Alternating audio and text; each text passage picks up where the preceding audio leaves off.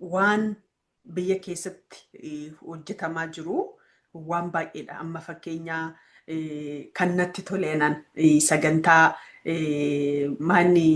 የገጠር ፕሮጀክት jedhu sun manneen baadiyyaa keessatti ijaaramanii akkataa itti bareedu akka dizaayinichumti isaa yaaddoonumti isaa ammuma kana warri qonna barate dooktarii warra ofiin jedhu ministeerri hedduudha kana dura kan ta'aa ture eessuma turaniin jedha kan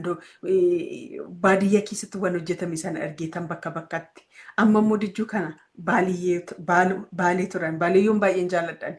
achi turanii achi keessa bakka Dr. Abiy deemaa turan kana anillee deemee tan argechuudha gara waggaa 20 oliiti yeroo sana gaafan ture san gaafan argu eessuma ture inni beekam malaal harki caalaan namni keenya kan barate maanni qonnaa biti agriikaalcharii kana maanni meejariin kee hojjette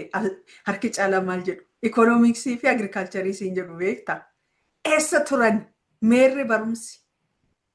bu'aan barumsaatu meerri isa jedhu kana argeetanii yaa edda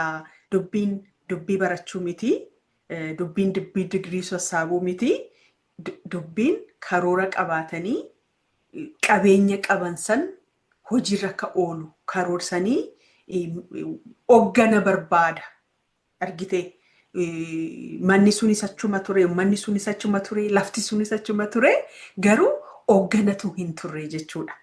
hoggana argate hogganni sun argamuu isaatti mani gammachuu guddaan